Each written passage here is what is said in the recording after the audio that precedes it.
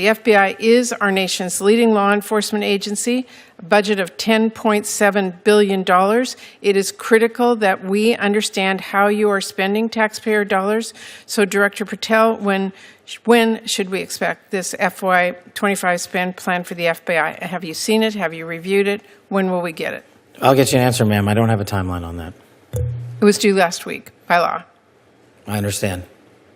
And your answer is you just understand. You're not going to follow the law? My answer is that I am following the law, and I'm working with my interagency partners to do this and get you the budget that you are required to have. And you have no timeline? No. Crime. Now, I understand that you told our House colleagues yesterday that you don't want to reduce the FBI workforce, meaning that you disagree with what President Trump is proposing? No, I agree that we can sustain the mission with the proposed budget, and I agree with the budget. And as I said yesterday, I believe that what I said was I can do more with more. And I gave examples of what more we could do if we were given more. Well, it's different than what you told the House yesterday. So what are you communicating to the President and the White House about what you need? And again, we don't have a budget request from you, so I'm not sure what you're asking us for. I'm not asking you for anything at this time. You can operate without a budget?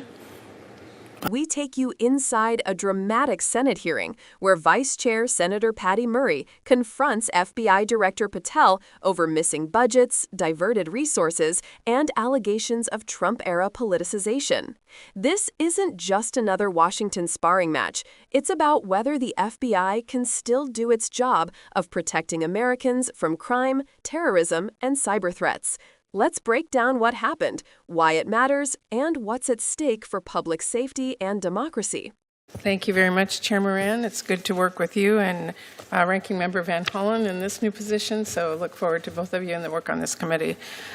You know, the FBI does really crucial work to keep our nation safe, whether it's stopping criminal organizations or domestic terrorists, protects our nation's secrets, it prevents cyber attacks, keeps our children safe from harm, and a lot more. So this is really sober work with extremely high stakes. And I'm concerned that instead of focusing on the incredibly important mandate to keep Americans safe and to help impartially enforce our laws under your leadership, Director Patel, the FBI has been weaponized to go after Americans who disagree with the president. FBI resources have been diverted away from combating terrorism to focusing on immigration requests. And all of this, the diverted missions, the fewer resources, fewer agents, heightened politicization, is happening now under your watch, and it is, I believe, making Americans less safe. Now, let me just start with the budget. As Ranking Member Van Hollen noted earlier, this hearing is being held without the FBI's fiscal year 2025 spend plan and a full budget request for fiscal year 2026. The spend plan is required by law. It was due to Congress over a week ago. We have not yet seen it. That is really absurd. The FBI is our nation's leading law enforcement agency, a budget of $10.7 billion. It is critical that we understand how you are spending taxpayer dollars. So, Director Patel, when should we expect this FY2025 spend plan for the FBI? Have you seen it? Have you reviewed it? When will we get it? I'll get you an answer, ma'am. I don't have a timeline on that. It was due last week by law. I understand. And your answer is you just understand. You're not going to follow the law? My answer is that I am following the law, and I'm working with my interagency partners to do this and get you the budget that you are required to have. And you have no timeline? No. Well, we also need a full budget request, not a single paragraph full of wild talking points that we saw with the skinny budget proposal. We're now having a budget hearing without a budget request. So, Director Patel, where is the FY2026 budget request for the FBI? It's being worked on, ma'am. Have you reviewed it? Have you approved it? Not yet. When will we get it? As soon as I can get it from my interagency partners and get it approved. 6 months from now? I don't know, ma'am. I'm not going to make up a timeline. Well, how do we as Congress do our budget and our work without that request and without the spend plan? Well, ma'am, I'm here. I'm doing the care. best I can. I can't make up answers. I'm going to commit to you to work on getting you the information you need. That is insufficient and deeply disturbing. No response? I've given my response. Well, the FBI is already down 1,900 employees since 2023 as a direct result of the Fiscal Responsibility Act. And under the Trump administration, FBI agents, analysts, linguists, cyber experts, and scientists are being asked to do a lot more in order to keep us safe. Director Patel, we all know that budget cuts will reduce the FBI's ability to counter threats of terrorism, and it will hinder its ability to keep pace with firearm background checks and shutter operations that combat violent crime, drugs, gangs, and transnational organized crime. Now, I understand that you told our House colleagues yesterday that you don't want to reduce the FBI workforce, meaning that you disagree with what President Trump is proposing? No, I agree that we can sustain the mission with the proposed budget, and I agree with the budget. And as I said yesterday, I believe that what I said was I can do more with more. And I gave examples of what more we could do if we were given more. Well, it's different than what you told the House yesterday. So what are you communicating to the President and the White House about what you need? And again, we don't have a budget request from you, so I'm not sure what you're asking us for. I'm not asking you for anything at this time. You can operate without a budget? I never said that. Well, this is unprecedented. Okay, well, let me just go to another topic since you're not going to answer that. The FBI partners with state, local, and tribal law enforcement organizations. They provide critical intelligence and operational capabilities to combat violent crime and gangs and terrorist threats, fentanyl trafficking, challenges that our local communities really can't face alone. I'm going to give you an example. A few years ago, the Southeast Washington Safe Streets FBI Task Force worked with our Benton County and Franklin County Sheriff's Office, multiple Tri-Cities police departments, and the State Corrections Department to carry out one of the largest ever drug seizures in the region's history. Now we've got an administration already cutting more than $800 million in assistance in 2025 to local law enforcement organizations while proposing a $500 million cut for the FBI.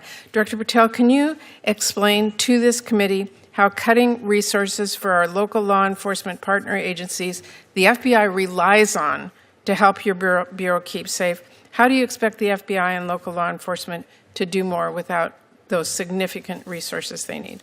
The FBI will continue to do what it does, which is work with embedded state and local law enforcement officers in our Joint Terrorism Task Force, in our Safe Streets Task Force, in our gang task forces. Those are a priority. Those billets have been maintained. Those billets have not been reduced. And with my reorientation, reprogramming that we've notified Congress to, you will see an augmentation in the field in every single state in this country. Well, again, we need to see the numbers and we need to see that budget from you. Let me ask you about the NICS system. Mm-hmm. The FBI is really on the front lines of keeping guns out of the hands of very dangerous criminals. The NICS serves a really critical role in enhancing national security and public safety by conducting background checks. You know this. They are supported by the vast majority of American people, and I wanted to ask you this morning, will you commit to continuing to fund and run the FBI background check system? Yes. Thank you. I want to ask one final question here, Mr. Chairman. I want to talk again about how the FBI is focusing its resources. President Trump has turned the Department of Justice into a tool to go after his perceived enemies, and many of the actions we have now seen at the FBI are alarming. The FBI has reassigned and pushed out career FBI agents for political reasons. We have seen fear and intimidation promoted throughout the Bureau, including by polygraphing your own staff. We've seen the arrest of a sitting judge in Wisconsin. And during your confirmation hearing, you committed that there would be no politicization, no retribution at the FBI under your leadership. You've reportedly placed FBI employees responsible for investigation January 6 cases on leave. Is that keeping up your promise of no politicization, no retribution?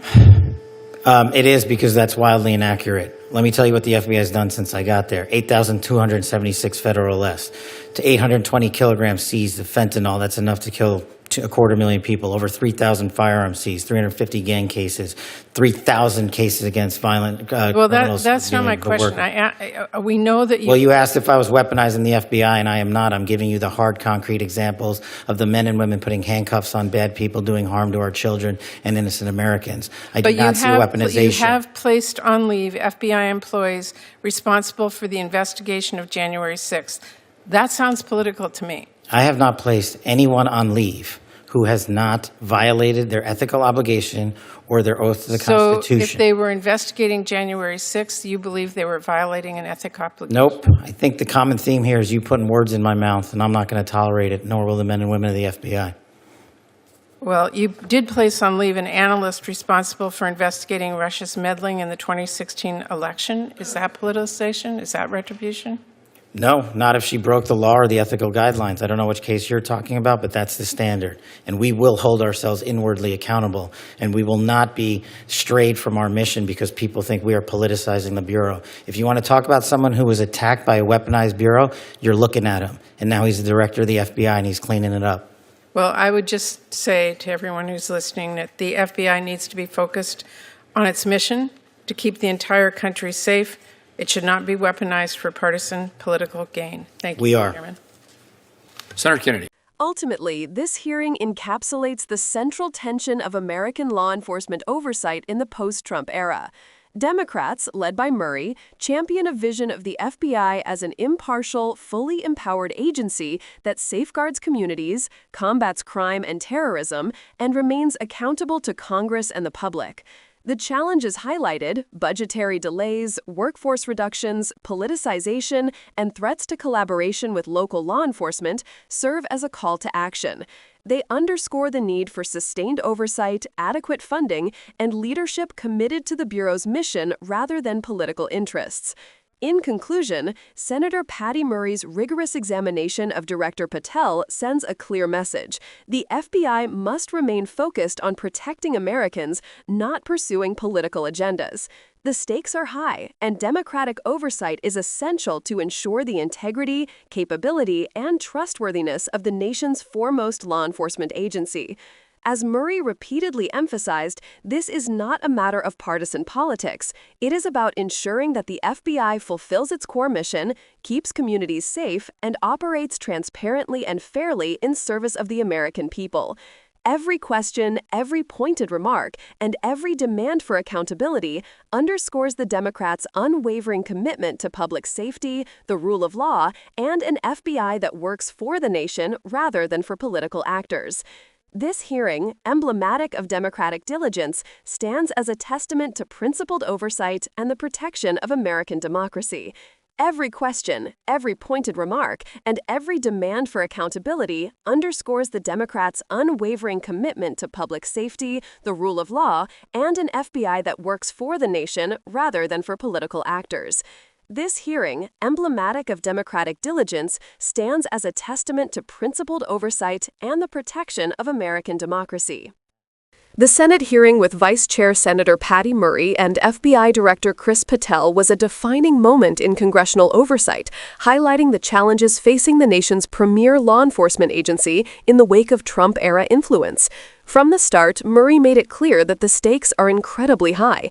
The FBI's work, stopping criminal organizations, preventing domestic terrorism, protecting against cyber attacks, and keeping children safe, is vital to national security. Yet, under Patel the leadership, Murray argues, the Bureau has been diverted from its core mission, with resources shifted away from counterterrorism and critical operations toward politically motivated targets, leaving Americans less safe. Murray opened her questioning with a focus on accountability and transparency, zeroing in on the FBI's missing fiscal year 2025 spend plan and the absent FY2026 budget request. Both are legally required, and their delay is unprecedented. With a $10.7 billion taxpayer-funded budget, the FBI's plans must be subject to congressional scrutiny to ensure funds are allocated appropriately. Patel repeatedly avoided providing a concrete timeline, insisting he was following the law but offering no dates. Murray's pointed questioning, "You are not going to follow the law?" underscored the urgency of Democratic oversight when transparency seems lacking. The absence of a full budget request, she emphasized, hampers Congress's ability to assess the Bureau's priorities, personnel needs, and operational readiness. Equally concerning were the workforce cuts highlighted by Murray. Since 2023, the FBI has lost 1,900 employees, including cyber experts and scientists crucial to addressing modern threats. These personnel losses, paired with a reduction in local law enforcement support, create significant gaps in the Bureau's ability to prevent terrorism, combat violent crime, and conduct firearm background checks. Murray stressed that these cuts, coupled with the diversion of resources to politically targeted operations, threaten public safety. By framing the discussion this way, Democrats present a clear contrast. It is not oversight or funding from their side that jeopardizes safety, but the mismanagement and politicization under Trump-aligned leadership. The issue of politicization became the most contentious part of the hearing. Murray pointedly accused the Trump administration of turning the FBI into a weapon against political opponents, citing career agents being pushed out, intimidation within the Bureau, and even the controversial arrest of a sitting judge in Wisconsin. Patel responded by highlighting operational successes, fentanyl seizures, firearms confiscations, and violent crime cases, but skirted the core concern about retribution against agents investigating January 6th. This exchange emphasized a central Democratic argument. The integrity of law enforcement must be preserved above political interests. The public cannot afford a bureau whose mission is skewed to serve partisan objectives rather than the rule of law. One of the few moments of bipartisan alignment came when Murray secured a commitment from Patel to maintain and fund the FBI's background check system. This system is crucial for public safety, ensuring that firearms do not fall into the hands of dangerous individuals. In her questioning, Murray framed this not as a partisan issue, but as a moral and practical necessity for communities across the country. Similarly, she highlighted the vital partnerships between the FBI and state, local, and tribal law enforcement. Using the Franklin County Sheriff's Office as a case study, Murray illustrated the tangible outcomes of collaboration, such as historic drug seizures. However, she warned that proposed cuts, $800 million in local assistance and a $500 million reduction to the FBI, could severely compromise these partnerships, leaving communities more vulnerable. In this context, Democratic oversight is not about limiting law enforcement, but ensuring that agencies have the resources and integrity to protect the public effectively.